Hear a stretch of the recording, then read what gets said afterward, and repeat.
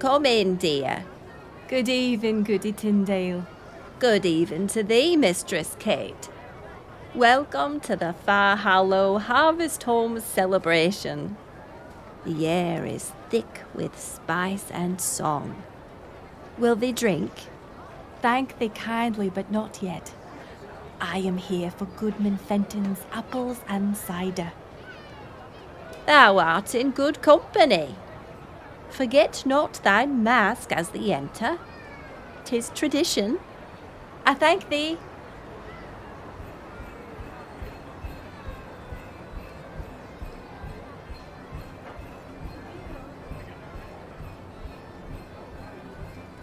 One cider, please.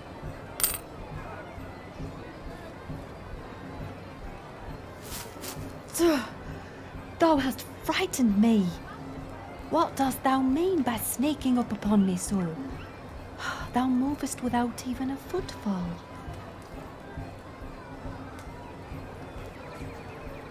Oh, a dance? And why should I grant thee such a boon when thou hast scared me nearly senseless?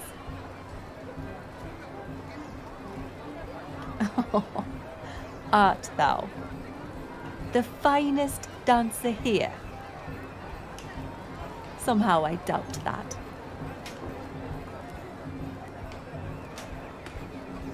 A friendly wager. Thou art charming, I'll admit. Art thou a stranger in this village?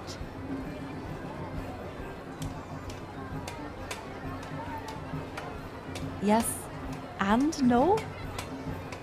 What a quizzical personage thou art.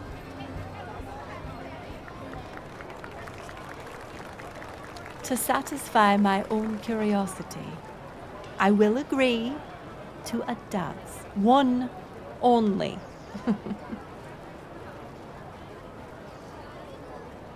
Ooh, thy hands are cold. Art thou well?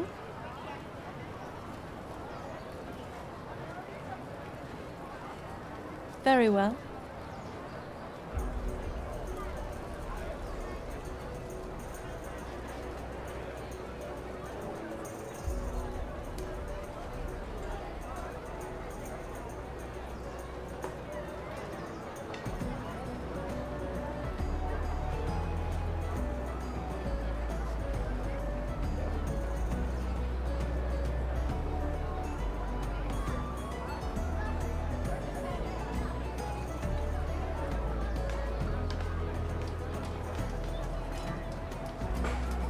It's strange.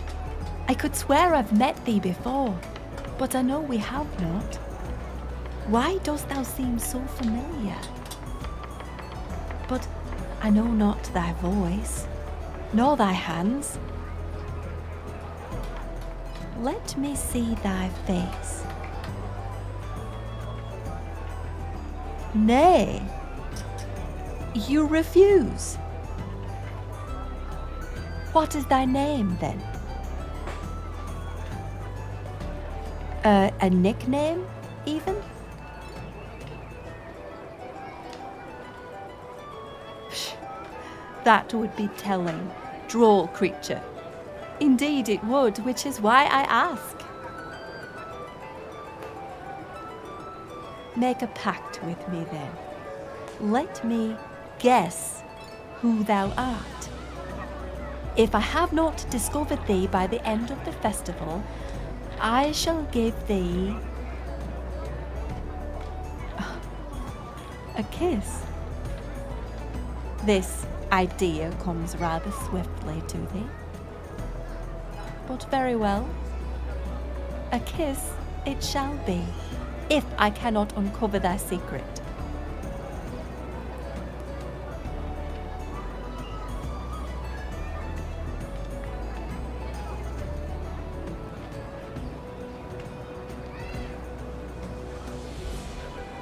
Thou knowest what they say about the Harvest Home celebration, of course. 'Tis the time of year when the wind blows chillier, and the veil between this world and the spirits grows thin. The harvest spirit, which lives in the cornfields, gives life to the stalks all summer, and at harvest time it flits to and fro as we pull and shuck the ears of fat corn. At the end of the harvest, when there is only one sheaf of corn left, the harvest spirit has no place left to hide, so it inhabits this last sheaf. And when the spirit flits into the last sheaf, the air grows cold, and the wind whistles like a dying thing. And we murder it, often with great ceremony, and weave it into a figure of a man, and decorate it with blossoms and ribbons. It is kept safe in the farmer's home until ploughing season in the spring, where it is worked into the earth with the first season's plantings. Couldst thou be the harvest spirit? Come to walk and dance among us this night, before thou must go home in a wagon with Goodman Barton.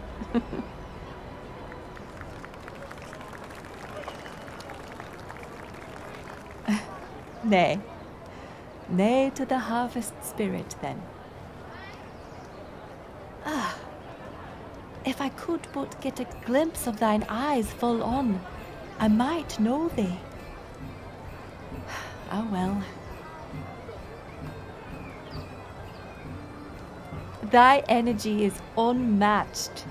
Thy claim about being the best dancer here may have some credit. Come, I am fate for food, and I see the ladies have brought out their autumn pies. Nay, not Goody Allens. Let us try Goody Westons.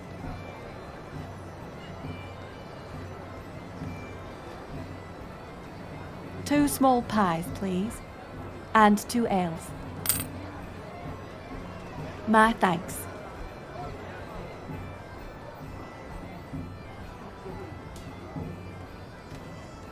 This good beer gives me an idea. Couldst thou be John Barleycorn himself, the spirit of the beer and whiskey? The old song says John Barleycorn must die in order for the men to make their brews. Is it thee? Hast thou come here to sacrifice thyself, so we may have more fine ales? 'Twould be a noble thing to do. Nay, I fear I am near to giving up. Thou art so mercurial and so odd, I can find no purchase. The way thou speakest and move, the fact that I have not seen thee before. Thou art either an outlander or something else altogether. Mad. Closer than I think. Thou art mad, then. That is true. Mayhap we are all mad. I give up. Thou hast won. Unmask thyself and tell me thy name.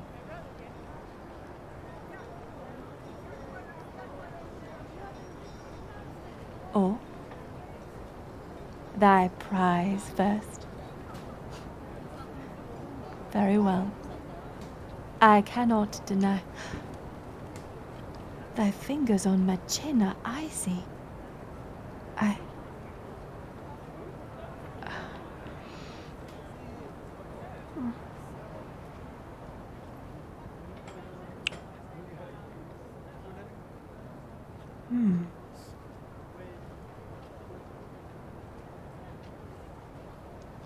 Nay, it is familiar and comforting, like chill evenings and firelight, thick moss, flat stone, and deep cold water. The prickle of a pine cone, the bite of a red berry, the taste of endings and beginnings, all at once. Oh.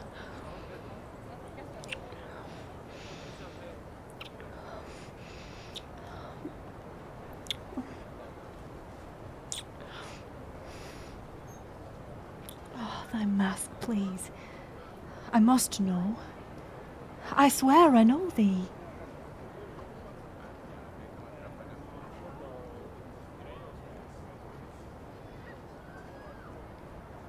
'Tis not a face I am acquainted with, but the eyes. Come with me.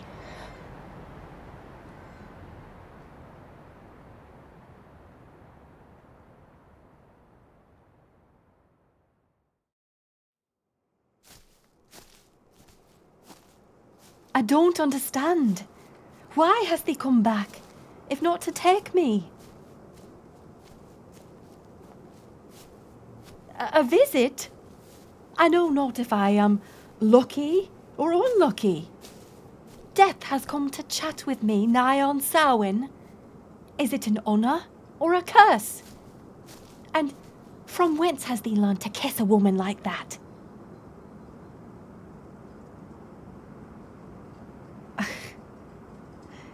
Nay, it was grand. So, thou art in human form then? For one night? And then, come sunrise, thou wilt vanish, as they did before.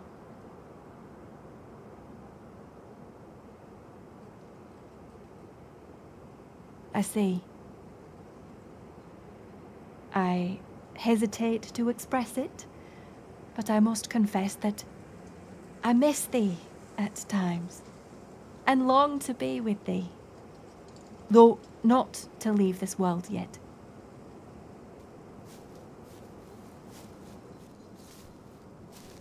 Nay, all in the village is well.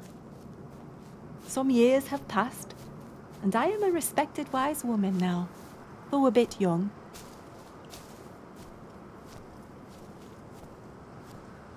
Nay, no one has made any other attempts on my life, and I go not often among the others, preferring that they seek me out instead.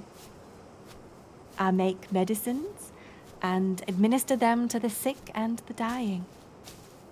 I have money enough to live in comfort.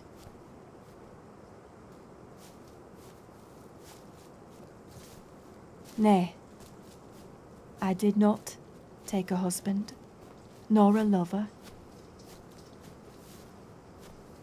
In fact, yea, William, whom these saw before, was carried off that week by a strange fever. He never touched me again. And it's only now occurring to me that I may have thee to thank for it.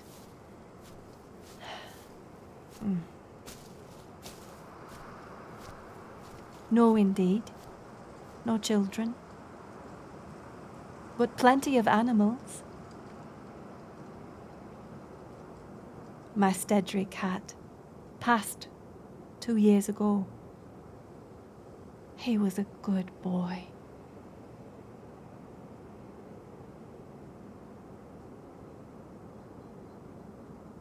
Oh. He is. I suppose that is so, isn't it? Would you... Oh, please, would you tell him? Tell him that I love him.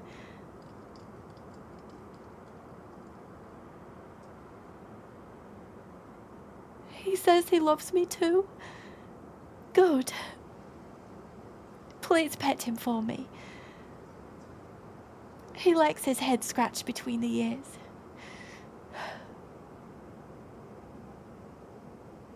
You will keep him until I join thee?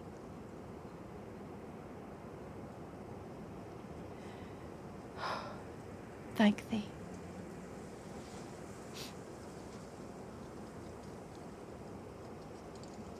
I can see the light through the trees. It's just a bit farther. Come.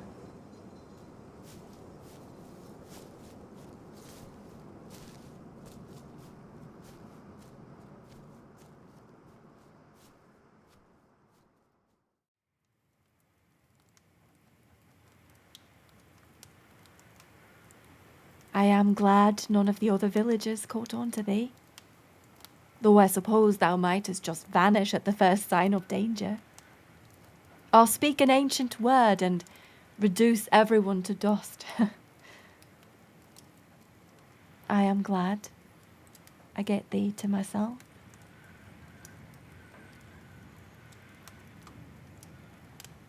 Thou art clinging close to me this night.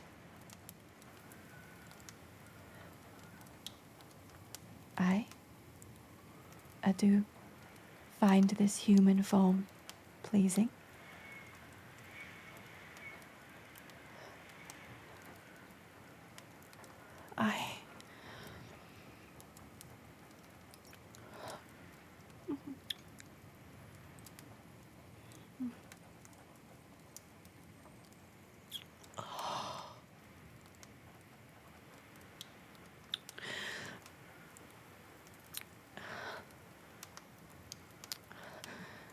Thou art rousing me into a pitch.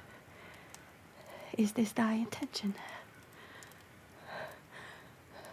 Aye.